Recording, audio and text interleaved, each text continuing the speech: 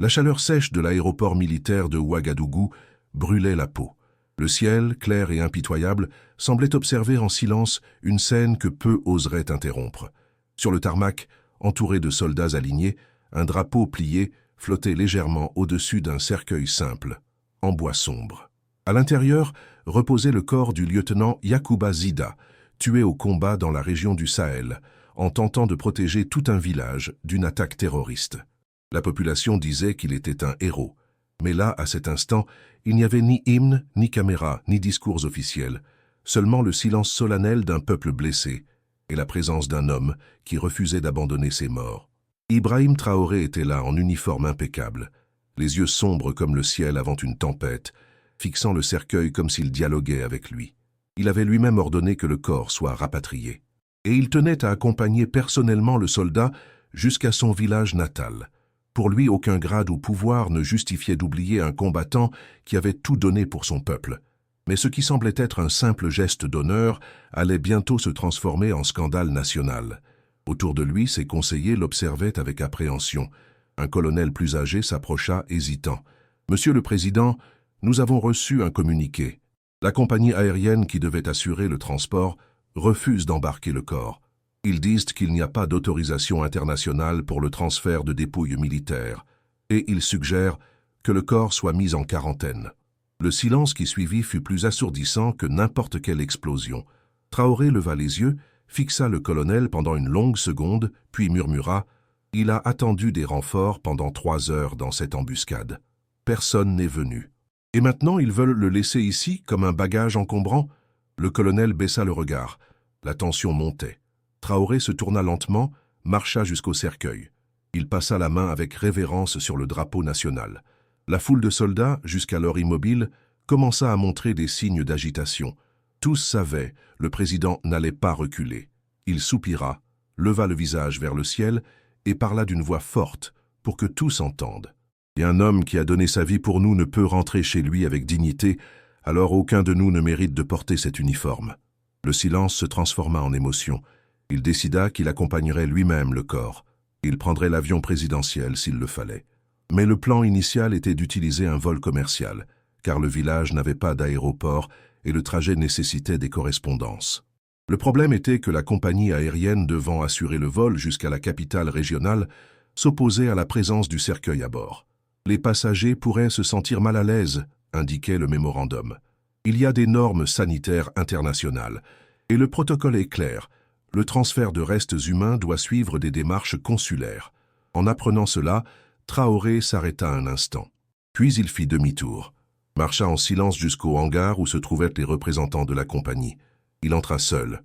Dehors, les soldats attendaient, tendus. 15 minutes plus tard, il ressortit.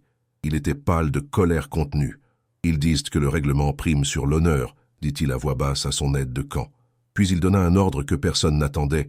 « Alors nous irons à pied. S'il le faut, nous traverserons le pays entier avec ce cercueil sur nos épaules. » La rumeur se propagea en quelques minutes. Un cortège improvisé commença à se former. Des hommes et des femmes se rassemblèrent aux abords. Beaucoup pleuraient, d'autres chantèrent des hymnes. C'était comme si toute la douleur d'un peuple opprimé, oublié, explosait dans un unique geste de rébellion digne. Des caméras de téléphone commencèrent à filmer. L'image de Traoré, marchant aux côtés du cercueil couvert du drapeau du Burkina Faso, devint virale sur les réseaux. Les cris résonnaient. « Zida ne sera pas abandonné. Traoré est avec le peuple !» Mais le pouvoir n'aime pas la désobéissance. En coulisses, la tension montait. Le ministre des Transports fut pressé d'intervenir. L'ambassadeur de la compagnie aérienne étrangère envoya des notes diplomatiques. Ils affirmaient que Traoré violait des traités internationaux, qu'il mettait en péril des relations diplomatiques délicates. Mais pour lui, il n'y avait qu'une seule loi, celle de la dignité humaine. 2 heures plus tard, le PDG de la compagnie aérienne, sous la pression internationale et voyant l'ampleur mondiale du cortège funèbre, tenta de se rétracter. Il proposa un vol exclusif pour le corps. Il déclara que tout n'était qu'un malentendu. Mais il était trop tard. La population ne voulait plus de vol ni d'excuses. Elle voulait la justice, et Traoré savait que ce moment était devenu bien plus grand. À la tombée de la nuit, le cortège arriva à l'entrée d'un village. La famille du soldat attendait en silence. Une vieille femme, aux cheveux blancs et aux yeux déterminés, s'approcha. C'était la mère de Zida. Elle ne pleura pas. Elle prit simplement les mains de Traoré et murmura « Maintenant, il peut reposer. Vous l'avez ramené chez lui. » Cette nuit-là, il n'y eut pas de discours, seulement du feu, des tambours et du silence. Les anciens du village chantèrent des chants ancestraux de retour et de passage, et Traoré resta là, assis sur la terre battue, comme un frère en deuil parmi les siens. Cette image, le président parmi les pauvres, honorant un mort oublié, fit le tour du monde. Mais ce que personne ne savait, c'est que l'histoire n'était pas encore terminée. Quelques jours plus tard, quelque chose d'étonnant se produisit. Un groupe de soldats se présenta dans la capitale. C'étaient des camarades de Zida. Ils étaient en uniforme, mais silencieux. Un par un, ils déposèrent devant le palais présidentiel leurs médailles de campagne. Lorsque Traoré sortit pour leur parler, le plus âgé s'avança et dit « Nous voulions rendre ceci, mais en voyant ce que vous avez fait pour notre frère, nous avons compris. Cette médaille n'a de valeur que si elle est remise par un leader qui n'oublie pas les siens. Maintenant, elle a un sens. » Traoré ne répondit pas. Il se contenta d'un hochement de tête, les yeux embués. C'était la confirmation de quelque chose de plus grand. Plus qu'un enterrement, il avait ressuscité l'espoir. La résonance internationale fut immédiate. Les agences de presse diffusèrent des images du cortège improvisé, du refus de la compagnie aérienne et du geste solennel d'Ibrahim Traoré marchant des kilomètres aux côtés du cercueil. Les gros titres envahirent les écrans. Un président africain refuse un vol et porte un soldat mort jusqu'à son village. Pour le peuple, c'était plus qu'une nouvelle. C'était le symbole de quelque chose qui manquait depuis longtemps. Un leadership empreint d'âme. Mais en coulisses, les tensions bouillonnaient. Un groupe de conseillers en sécurité, sous la pression d'alliés étrangers, tenta de convaincre Traoré de modérer son discours. C'était symbolique, Monsieur le Président. Maintenant, il est temps de revenir à la stabilité diplomatique. Le pays dépend de ces accords. Mais Traoré les regarda avec fermeté. Si un accord exige que je déshonore mes morts, alors cet accord est pourri dès l'origine. Il n'était pas prêt à négocier ses principes. Quelques jours plus tard, lors d'une cérémonie militaire à Ouagadougou, Traoré surprit encore. Il décerna une médaille posthume au lieutenant Zida devant toute la troupe, mais alla plus loin. Il remit la médaille à la mère du soldat, à genoux. L'État a failli envers lui de son vivant, qu'il apprenne au moins de sa mort. La foule resta dans un silence absolu, un silence chargé de douleur mais aussi de rédemption. Dans l'assistance, un jeune soldat pleurait. Il s'appelait Souleymane. Il avait servi avec Zida et fut l'un des derniers à lui parler par radio avant sa mort. Dans les jours qui suivirent, il écrivit une lettre au président, le remerciant de ne pas avoir abandonné son frère d'armes. La lettre devint virale, et une fois de plus, les réseaux sociaux furent inondés de vidéos émouvantes, d'hommages, de cris de Zida vite et Traoré, le père des orphelins. Mais les conflits ne s'arrêtèrent pas. La compagnie aérienne, qui avait initialement tenté d'étouffer l'affaire, se retrouvait désormais au cœur d'une vague de protestations à travers le continent. Plusieurs pays africains annulèrent des vols de la compagnie sous la pression populaire. Dans les aéroports, des manifestants brandissaient des pancartes disant « Si vous ne respectez pas nos morts, ne touchez pas notre sol ». La crise se propageait comme un feu de broussailles. Pendant ce temps, lors de réunions diplomatiques, des diplomates européens tentaient de convaincre le Burkina Faso d'apaiser les tensions. Traoré fut qualifié de intransigeant, de émotionnel, de populiste. Mais il ne répondit pas avec des mots. Il répondit par des actes. Il créa une nouvelle directive pour les forces armées. Tout soldat mort en mission aurait droit à une escorte présidentielle symbolique, même en l'absence physique du président. De plus, aucune compagnie aérienne ne pourrait opérer dans le pays si elle refusait de transporter ses héros. Ces mesures furent jugées trop audacieuses par certains. Mais pour le peuple, c'était la justice. Les familles qui pleuraient seules auparavant sentèrent désormais que leur douleur était reconnue, qu'elle n'était plus invisible.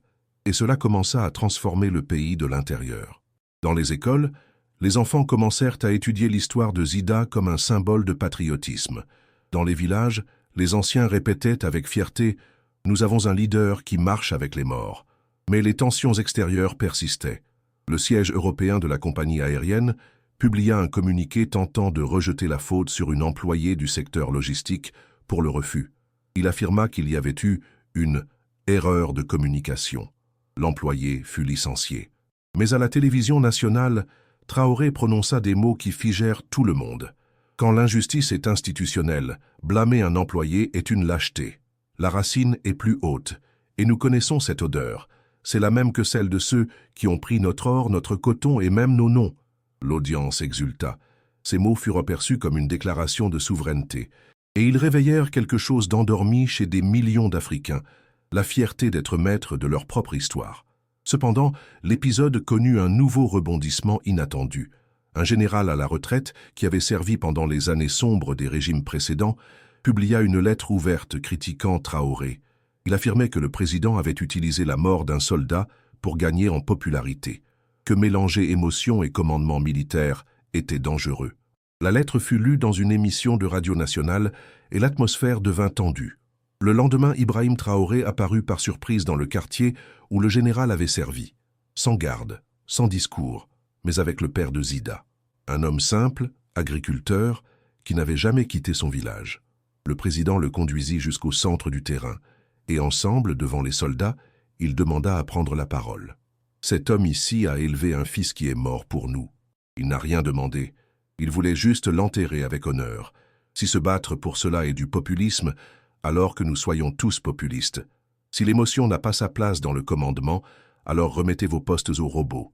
Mais tant que je respirerai, ceux qui meurent pour ce peuple seront traités comme sacrés. » Le général était présent. Il ne dit rien. Il se leva simplement, marcha vers Traoré et l'enlaça.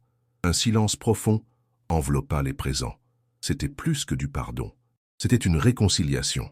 Cette étreinte fut partagée des milliers de fois sur les réseaux. Et une fois encore, l'image d'un président humain embrasait les cœurs. Au fil des semaines, l'histoire devint une légende vivante. Dans le village de Zida, un petit monument fut érigé en sa mémoire. Pas en marbre ni en bronze, mais avec des pierres de la terre où il était né. Dessus, une inscription.